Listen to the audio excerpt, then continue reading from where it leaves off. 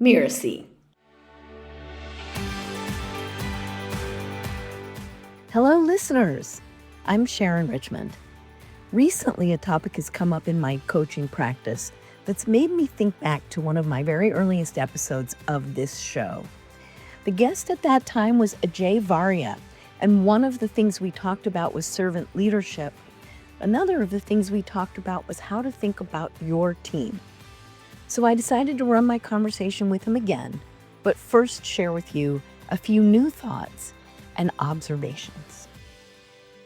Most executives say they want cross-functional alignment in their organizations. But alignment begins when your peer team becomes your first team. If you've ever been frustrated by silos in your organization, listen closely.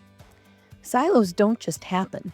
They're built unintentionally every time an executive prioritizes their function over the enterprise. As Patrick Lencioni put it in 5 Dysfunctions of a Team, when leaders place their departmental teams above the executive team, the entire organization suffers. What if the root of your organization's silos isn't structural, but based on loyalty? In this episode, my guest Ajay Varia shares a truth many leaders resist. To lead well, you have to be able to influence your peers, not just manage, quote, your team, meaning your team of direct reports. In fact, as Linda Hill at Harvard puts it, it's not enough to lead your function. You have to lead the enterprise. That's why your first team needs to be your team of peers. And as General Stanley McChrystal reminds us, the modern unit of performance is the team, and every team is connected to other teams. If this resonates, you're going to really enjoy this conversation with Ajay. Let's get right into it.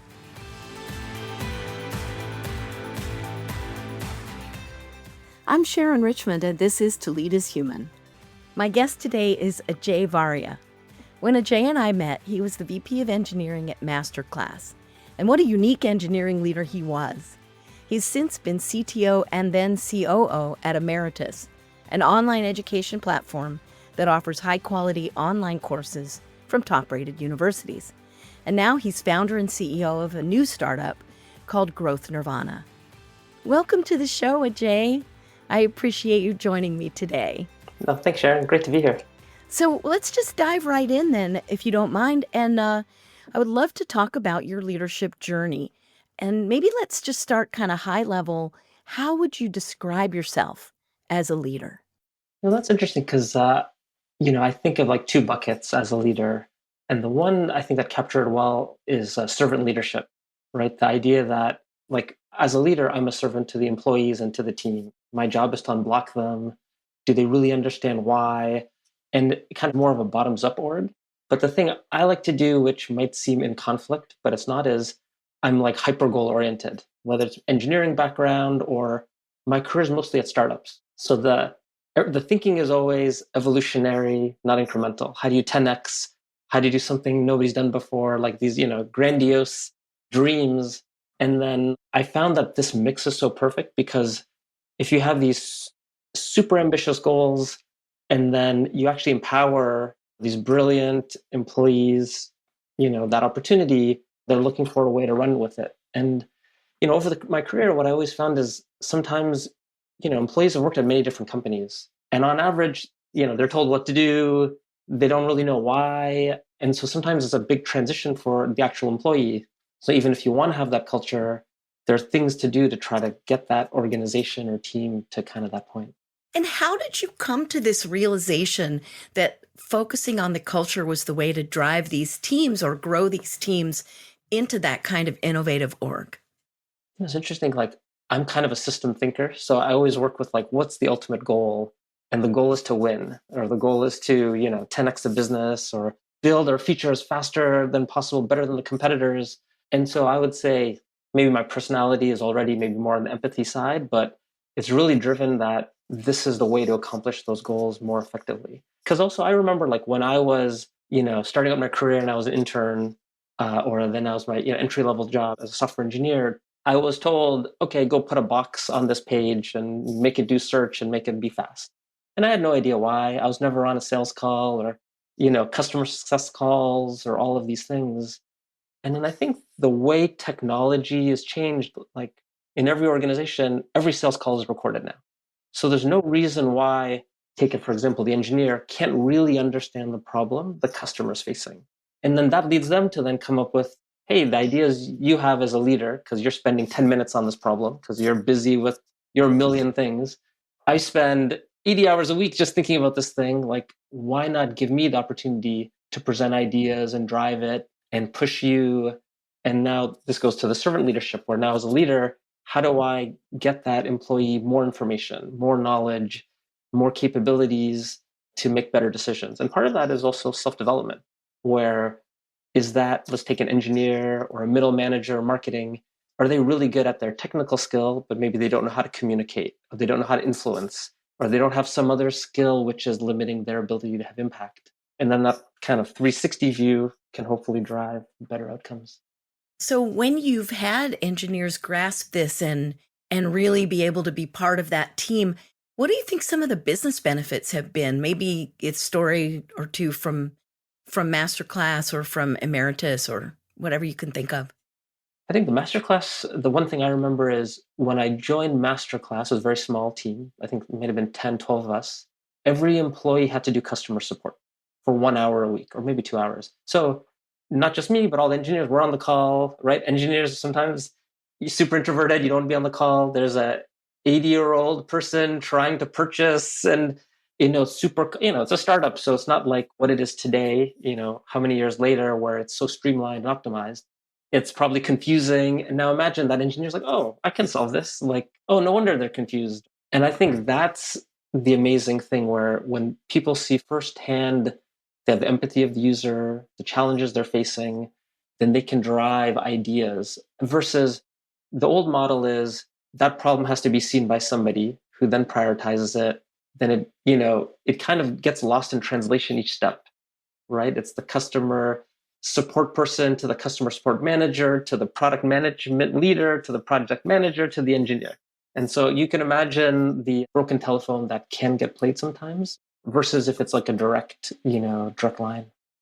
That's great. So can we take a little walk through your leadership roles and talk about maybe how your leadership has changed as you've grown from one role to the next across organizations? Yeah, when I think of that, I think there's like two big inflection points or maybe step changes. And usually that ties in with some adjusting feedback, or you could call it tough love. So, one is I was at an organization and then I was struggling to get my initiatives across the line, approved. Like I'd give this idea and I was like, oh, it's so obvious. Nobody's agreeing with me. They don't understand. And the tough love was a board member who I had a lot of trust with. And so that trust is helpful because then you can really accept that feedback and maybe you don't have any fear of what that feedback is. And the feedback was, your job is to get things done. And if you can't get it done, then we can get somebody else to get it done. And I was like, oh, wow, that is really tough feedback to get. But he was saying it from a point of love because he trusted me. He thought I was doing great. But to be even better, what was I lacking? Which was part of my job is how to influence other executives. And it's almost, I call it the transition from, I was a technical leader, I felt I was a VP of engineering, used to, I'm very good at that.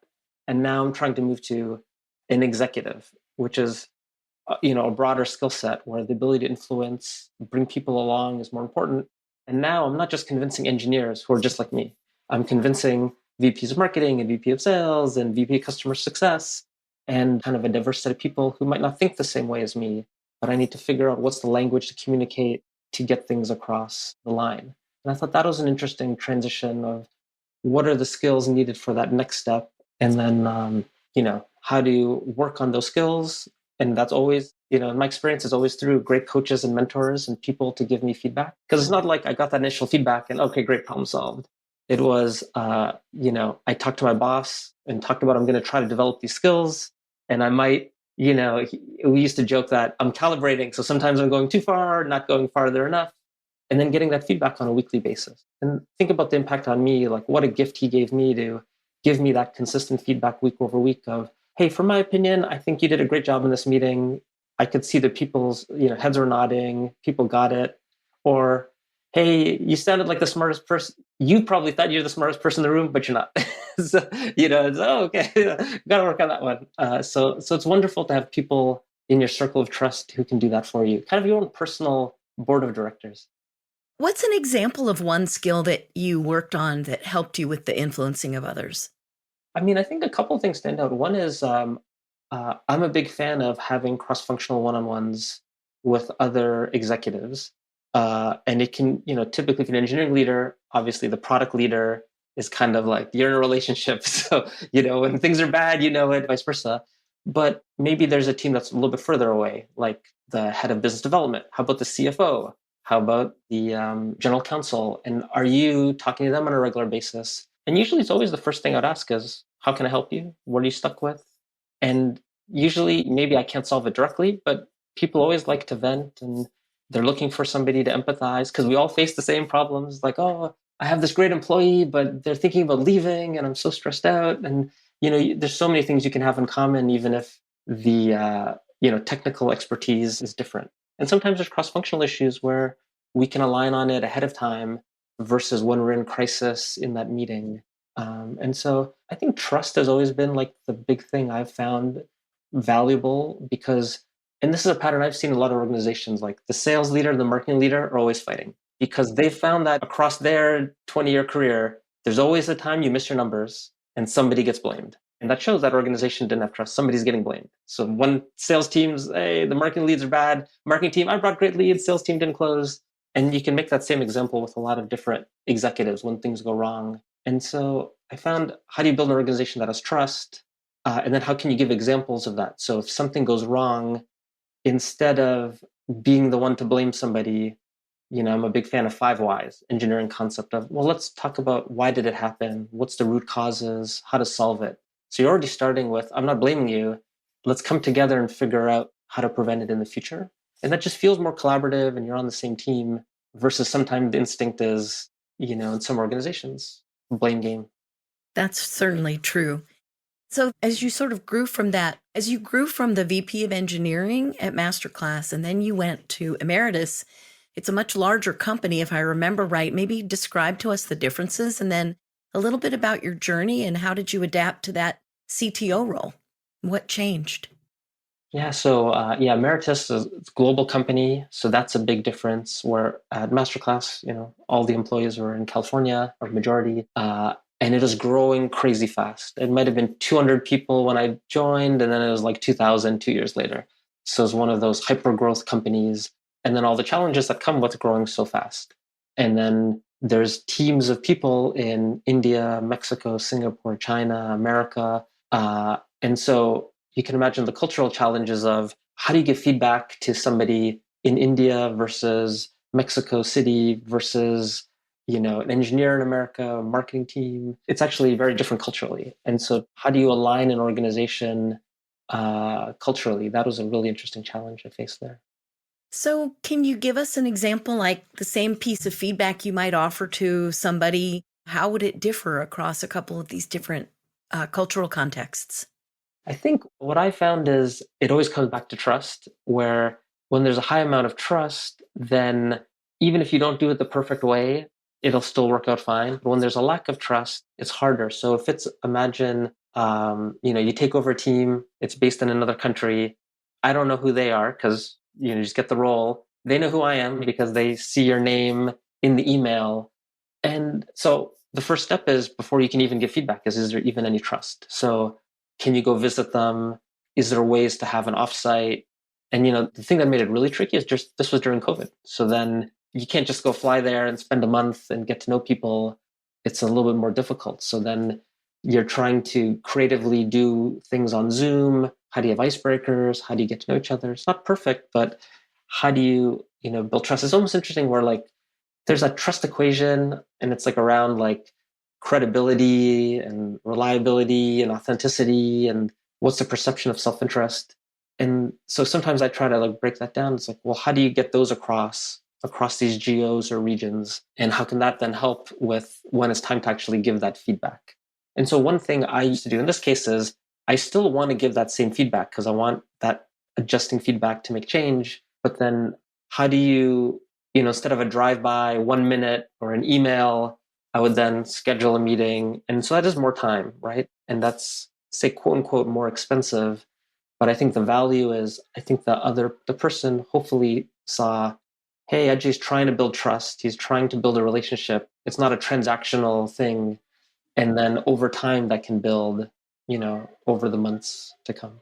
What is the big cultural difference that you learned about, say, giving feedback in India versus giving feedback in, I don't know, Mexico or Central America or South America? So I'd say my observation is in America and maybe in engineering cultures in America, it's quite direct or much more direct in terms of feedback.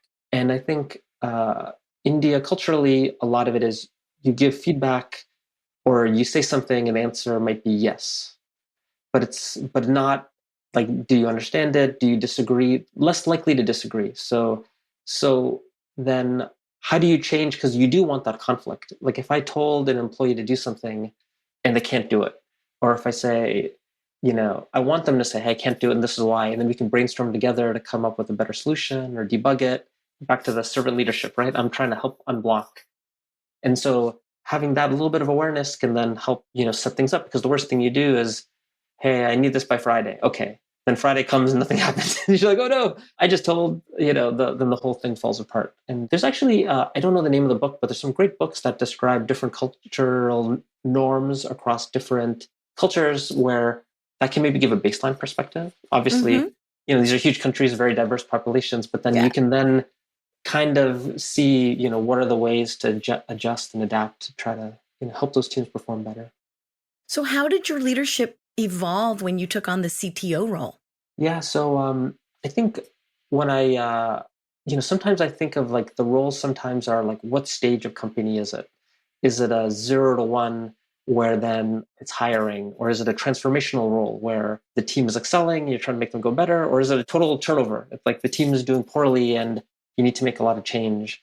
And so I think in the case of that CTO role, I was the first technical hire in-house. So it was a 0 to 1. So I was hiring, the team. So in some ways that's so empowering, because if there's a culture you want to bring, you get to define it, right? So you get to define the interview structure. And so one thing I've done over my career is I don't think of HR as their job is to get me people. We're partners and I'm accountable to make sure the people are great. So like I always do my own reference checks. I'm always actively involved in defining the interview process, because there's these cultural norms I want. And it's so much easier if you can bring people in that match those cultural values. So for example, if growth mindset and intellectual curiosity is so important, then let's put that in the interview process to really differentiate between people who are good at it and exceptional. And then you can have such a superior team that way. That's great. So that's pretty active engagement for someone at the CTO level, I would say. Yeah. And so I go back to like the systems thinking or the breakdown, which is like, oh, wow, that's a lot of time you're spending. But then, I mean, you build a great team, you can basically go on autopilot. And so an example at Emeritus is I built such a great team that then I could, work on other things and be involved in marketing and sales. And I moved from a CTO to COO role there. But also, if I think of times in my career that I've struggled, what's the joke? Every problem's a people problem. It's like, oh, the team's not aligned. Oh, they're fighting each other. And it's never so simple as like things are gray area where, well, this person is so important for us to hit this quarter's goals, but they're not the great long-term solution. Like they're not growing fast enough, or somebody's in a manager role and they're technically strong, but they're not a great leader. And so the power of being so actively engaged to build that strong team and then help them continue to develop and grow faster, I mean, it pays dividends to such a level. So I'd love to just take a slight sideways question for a minute. The title of this podcast is To Lead as Human. And I'm wondering, what does that mean to you as a leader, to be leading as a human? It's interesting that like the team you lead, they're not robots. If they're robots, then you just code it and they go do it. You're managing humans. One way to give feedback is I could just write it up in an email and send it.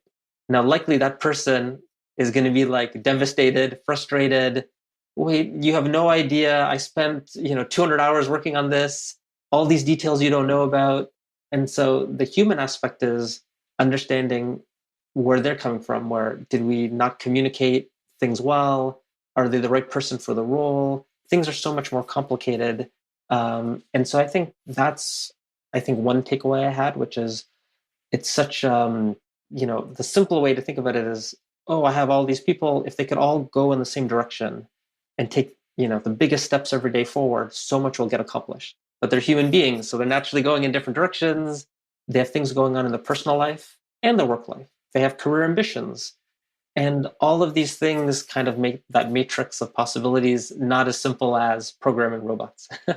And as a leader, what are some parts of your own humanity that you've had to come face to face with challenges in yourself that you had to adapt to become more aware of others' reactions, more sensitive to others' reactions? Yeah, it's kind of like taking a look back at, what are your weaknesses or what are your strengths that can be weaknesses in other spots. So I'm very impatient. So maybe that's a strength. You get things done faster. Well, now when you're leading a team and you're like, how do we get this thing done in a day? Or how do we move faster? Like that might not be the right, mode. And what does impatience lead to? It leads to frustration, anger, and so on. So I think, early in my career, I used to get very frustrated inside. Why can't we get this thing done? It's so straightforward. I can just do this myself, right? And if you have an organization, the goal is how do you get this organization to produce the most possible? You can see how servant leadership is a flip because now I'm not in control. The team is in control or that individual is in control. They have the goal, they're empowered. And how do I? And so that's where the impatience can sometimes go at conflict because I have to be patient that maybe this employee is developing and growing in that area. And in the long term, it's going to be amazing because they're going to totally crush it. But, not everything goes perfectly every step of the way. So I think that's something I've always, maybe I continue to grapple with. You bring something to mind for me, Ajay, which is that in startups, there's always this dilemma about do we hire someone who's already done it a bunch of times or do we hire for potential and how much can we afford to develop people? And I'm just curious, how have you made sense of that, particularly as, let's see, how large did Emeritus get before you moved on? I think it was 2,000 people and I might have had, I don't know how big the org was, in the 800. It's very large. Yeah. And so how do you navigate that balance between we can invest to grow somebody versus this person just isn't growing fast enough? How do you sort that one out?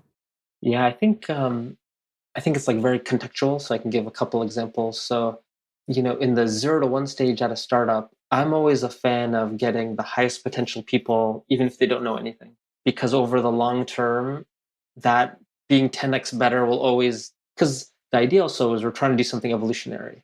And so I'm a big fan of that. Now, there's the argument of if it's a larger organization and it's a different pace and different type of thinking, then I can't take somebody, 2 years out of school and, make them run a sales organization. You need somebody who has a certain set of attributes, like they've led organizations before, they, certain set of skills.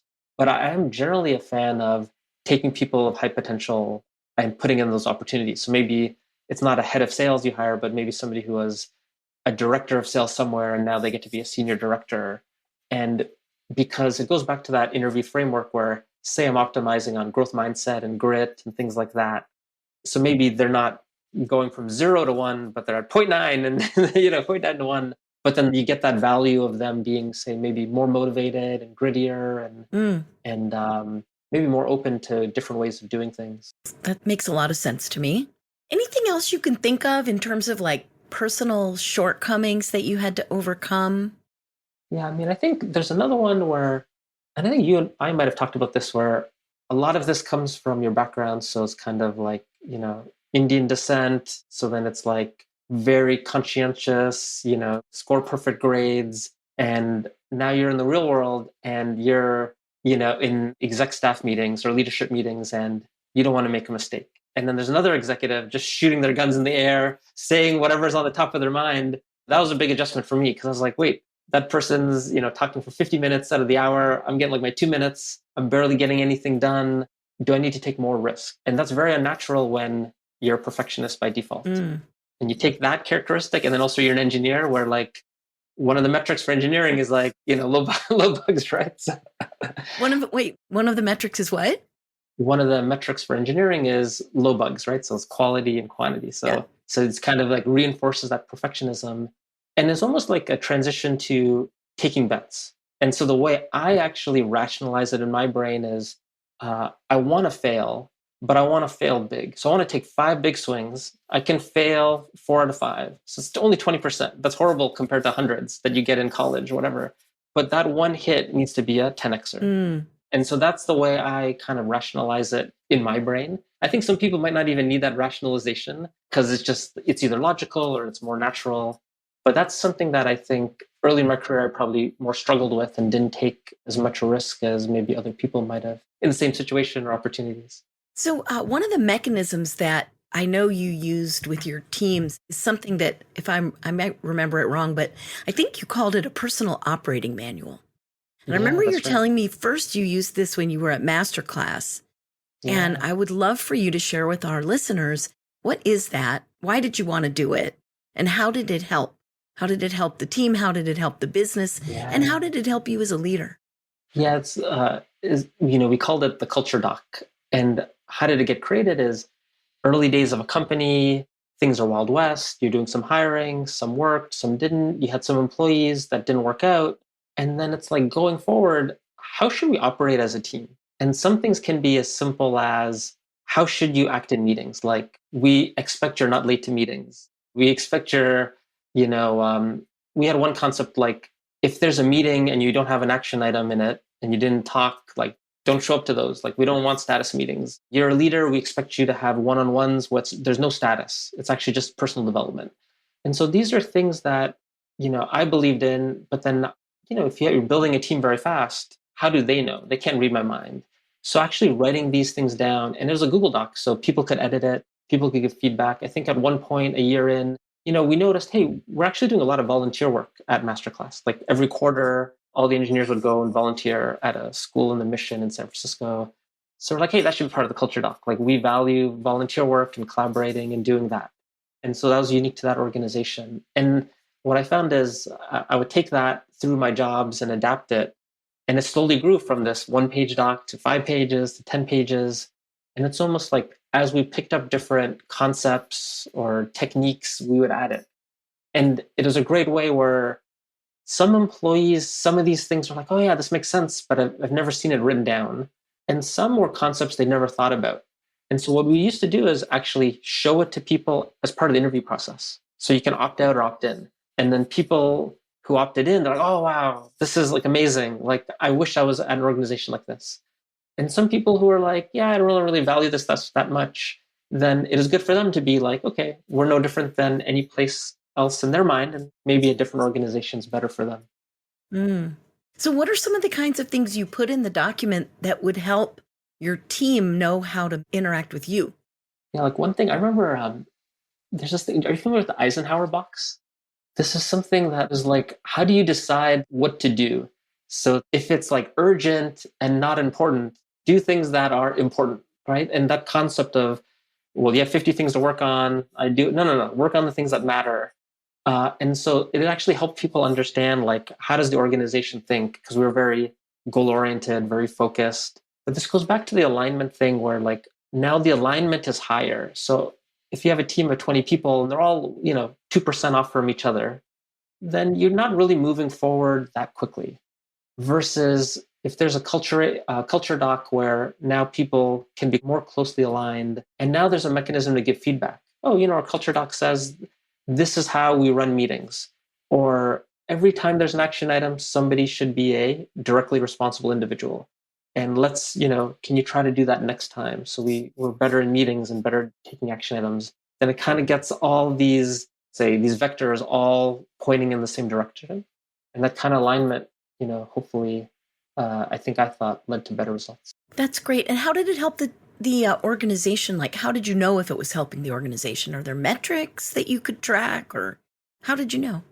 I mean, I think at that company, we used to do like the 360 reviews, right? Like upward manager surveys. And I think like the engineering management was always rated very high. So that's like a qualitative metric where like it's resounding with the team and that had value. So I think that's like maybe one of the takeaways. I think the other one is sometimes it is qualitative. Like, at least I felt like the organization was going in the same direction. Like there was less, sometimes so much time is the guns are facing inwards, like there's internal conflict over how to do things. And then once you take that away, then all your time is just focused on how to solve the problem. And I think that was interesting. And did your peers in these organizations ever like try to replicate that, or did your peers learn from it? Like, how did you share that learning with your peers? Yeah, so yeah, I mean the document was shared across the company and different execs could look at it and kind of do their own spin on it or take their own values. So I think that way that was a great way to, sometimes one great way to kind of evangelize or share with an organization is you almost have a case study of this is how I'm doing hiring, or this is how I'm doing this culture doc concept. And then, a customer support org can do their flavor of it, right? And pick and choose out of it. And they even have a template, right? They can take the doc, copy it, take what they like, take what they don't like, and put it together that way. That's great. What kinds of feedback did you get from your team members or peers about your leadership? What did they like about it, and what did they find challenging? Yeah, I think the biggest feedback, because I used to get my upward feedback pretty often. The feedback I think that stood out the most is people always felt that I was very generous.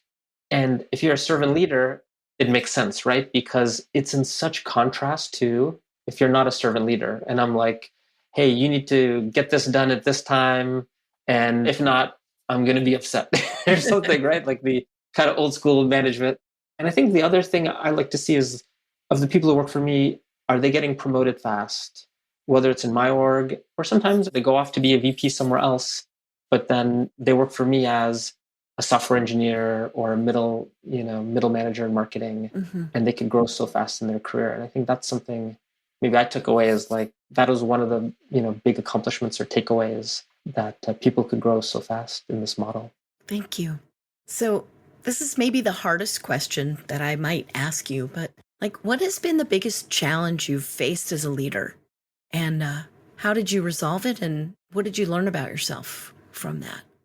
I guess there's two. One is like failure is the biggest one, where say there's a revenue goal for the year and you miss it, and you tried as hard as you can, the team's aligned, and you didn't do it. And I think those are the ones that are the toughest, because especially because it's not like say it's an engineering problem, which is like, oh, there's a bug, and you do the 5 whys and how to do better. If you miss a sales target, it's not like, oh, we should have just increased pipeline. There's something bigger, more complicated. And I think those are the ones that have always been the toughest, where it's a gray area problem. There's no right or wrong answer to why it happened. Mm-hmm. But then the purpose of trying to debug it is then how do you do better next quarter? And so, what did you have to come face to face with? And how did you make the right improvements? If I think back at one year where we had because not everything has been a straight line up, right? You have the bumps or the flat parts. I think when we hit the rocky times, I mean, I think one thing is just you accept what's happened, and then you kind of focus on what can you do about it. Because I think there's two kind of gotchas, which is sometimes it's, especially when you're starved, you're working so hard, it's actually so emotionally draining when you actually miss Mm-hmm. and you think you've did everything you can. And it kind of like really pains you because you're so invested in the success of the company. And then trying to then zoom out and dream of that new future that you'll succeed and what are the changes. And sometimes the changes can be pretty dramatic, right? It's not an incremental difference, it's a bigger one. And so I think accepting that reality and moving forward, that can be very hard. Not just for me, but then also my job is to get the organization aligned or to accept that, Mm-hmm. right? And say, so what's the hardest one? Say people have to move on from the organization or change, Mm-hmm. especially when you're a startup and you're a family and you're so close together, that can be really tough, right? It could be that the team was great up to that certain point, but now for the next stage, it's a different set of people. Yeah, I know that's very, very hard for leaders in early stage companies, and it's very hard for employees, I think, as well, to understand. So, how do you communicate to somebody if that's the situation? What might you say? What have you said when the organization needs a different kind of person to go forward? I think I like to be the kind of the same values, right? Like if you have trust, you can be open and honest and direct. And in the moment, people will be upset about it. Oh, I think that's a stupid decision, blah, blah, blah. but I think you got to take the hit as the leader, because as a leader, it's actually my fault, because I'm the one who hired everyone, put the team together, approved the plan. So actually, ultimately, it is my responsibility and my fault. But I think in the long term, people do value that at least they were told straight what happened. Mm-hmm. I think a lot of organizations, the default is to hide the truth or not explain it, or but part of it to actually be so direct is then how do you get better? Yeah. And the only way to get better is just to be totally honest of, hey, strategically, we thought this initiative was going to work and it failed. And this is the reasons why we think it failed. And actually just share that publicly to the entire organization. I think sharing failures is something that I've always appreciated. And the thing is, I found that I only got to see that when I became an executive, because most organizations don't share it across the company. And whenever I've been a leader, I've tried to be, whenever we fail, I want it all public for everyone to know. So now you have a new startup that you're building. And I guess going from a big 2,000 person organization back down to just a handful, or maybe just one or two right now. What principles are you putting into practice already so that it will help shape the way you're growing the new company? Step one, got the culture doc, because that's like go-to playbook. But what's great is then that can help inform that first step, which is the success of my company, Growth Nirvana, is going to be on the team we built. So, it starts with my co-founder, Jesse, and then the initial engineers on the team. And, we do the same, whatever level of effort I would do on hiring, it's like 10x more, right? Because each person's impact is so dramatic. And a lot of the principles, I really valued a lot, we're trying to do, even though we're still a small company. So everybody has a personal development plan, one-on-ones each week, even though we're a small company, because the principle is we want people to get feedback to grow fast. And we actually do upward management surveys, get feedback, because even if it's a small company, if I do something wrong, I want people to tell me. And sometimes people are comfortable face to face. Sometimes it's a little bit easier if it's an anonymous survey. So trying to bring some of those practices. And, we don't want to implement so many processes that it's overwhelming. But I always find that this kind of trust and feedback are the big ones. So I'm always a fan of retrospections regularly, the 5 whys when, there's always a bug, or, oh, that sales deal didn't close. Let's do a 5 whys and understand why. You talked earlier, Ajay, about how when people have a sense of the purpose of the organization and they can align their own purpose to it, that they're going to feel more invested and committed. Is there anything else that comes to your mind that might kind of help drive these more human organizations as you're trying to build your own? Yeah, I think one thing that stands out is sometimes the trap is, are you hiring people way better than yourself? And sometimes people say, oh, my team's better than me. But are they actually I was a software engineer for 20 years. So is this person better than me? And the answer is, yeah, for sure. And maybe that can, building an org like that will lead to better results, but also pushing yourself to how do you evaluate that these the people you're hiring are actually better? Because it's one thing oh, they worked at this great company or whatever, but do they actually have that skills, the mindset, the culture to actually drive the impact you want? Because then it's almost like I'm in awe of the team I have, right? Because they accomplish so much so quickly, and they're driving such impact. So yeah, it's another way to think about it. Yeah.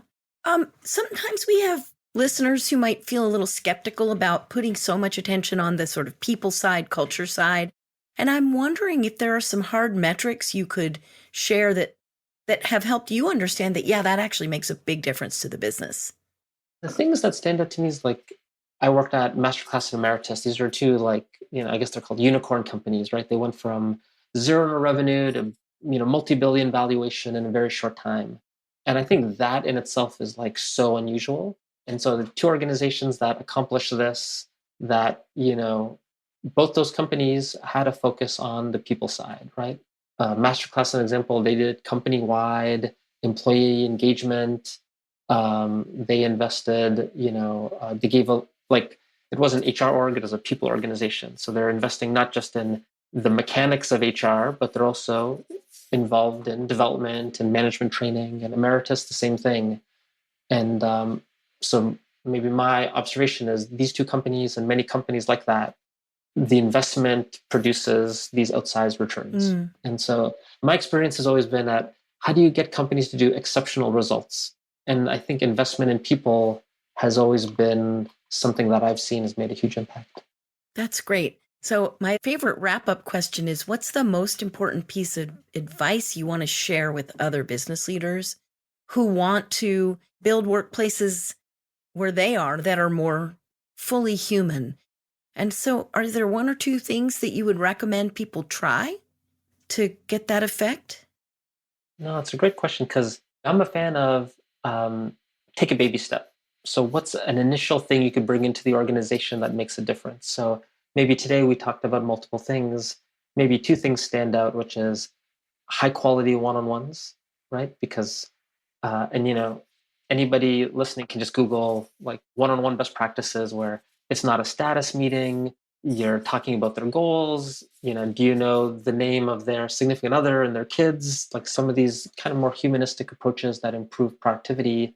And that could be a baby step, which is you as a leader, do you do that first with your report? Because the one thing I know is most executives I know, once you're just so busy, everything is just like you're just trying to survive. And it's easy for one-on-ones to go out the window. Mm-hmm. And then if as a leader, you and then your reports aren't doing it, you better believe it's not high quality one-on-ones are not going through the organization. They're out the window. So that can be something where, okay, it's very tangible, it's measurable, and then you can, measure the impact, right? You can have surveys on it. You can see if, people's performance are improving. Like if as an organization you produce this output by just introducing one thing, which is one-on-ones or one-on-ones with feedback, does that now increase the impact of the org? And then the hope is, because I've seen this in a few orgs where they take that one baby step, it produces results, and then maybe the next step might not be another baby step. Maybe you can take two because you have more excitement within the organization. And it's amazing. These things compound. So like the results can be exponential really fast. That's great, Ajay. Thank you so much. So, Ajay, where can listeners find out more about you and your new company and your ongoing advice on leadership? You can go to growthnirvana.com, which is the startup I'm working on. It's a no-code marketing analytics startup. And you can go on LinkedIn and follow me there. I'm always posting about management and leadership on a monthly basis. That's great. Well, thanks again so much for coming on to the show. It is a pleasure to get to see you and to hear about your journey. Sharon, thank you so much. Such a pleasure.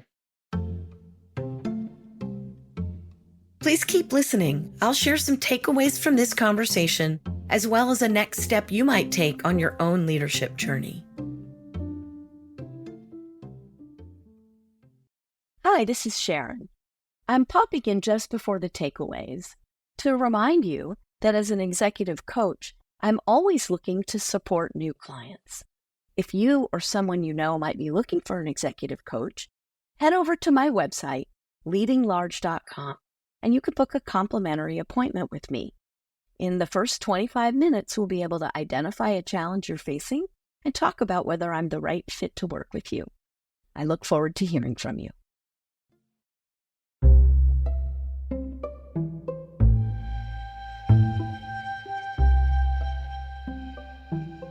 In summary, Ajay's core leadership principles can be boiled down to these few. Be a servant leader and unblock the progress of your team. Always explain the why. Strive for 10x improvements, not incremental ones. Ensure everybody gets regular, honest feedback. And build relationships with people. Don't settle for being transactional in your relationships with them. Ajay also shared a few ways that he puts these principles into action, and you might want to try them. First, he prioritizes transparency as part of building trust, especially with engineering groups where engineers, as we know, can tend to be a little cynical or skeptical of what others call soft skills, but leaders know to actually be the harder ones. He always hires for attitude first and skills second, even in the early days of 0 to 1 growth, because growth mindset and a willingness to be part of a team approach is what characterizes those highest performing employees that he's looking for. And he's actively involved in the hiring from the get-go. And last, don't cancel your one-on-ones. Instead, prioritize them and make sure they're high value for both parties. If you're ready for an even bigger stretch, here's something you can try. Create your own culture document. Ajay has agreed to share his with our listeners, so look for the link below in the show notes. How do you get started? First, identify your own leadership principles and articulate what you expect of your team members in terms of how they should engage with each other and how they should engage with you as their leader. I'm Sharon Richmond, and this has been To Lead is Human. You can find out more about me at leadinglarge.com. That's LEADING large.com. To Lead is Human is part of the Mirasee FM podcast network, which also features such shows as Once Upon a Business and Making It. This episode was produced by Andrew Chapman. Danny Eni is our executive producer, and Marvin Rosario is our audio editor. I sure don't want you to miss any upcoming episodes, so please follow us on the Mirasee FM's YouTube channel or on your favorite podcast player. Did you learn something useful today? If so, do two things. Tell a colleague about it, and take a minute to leave us a starred review. The more leaders we can reach, the more humanity we can spread, the better for all of us in how we work and live every day. Thank you so much for listening, and we'll see you next time on To Lead is Human.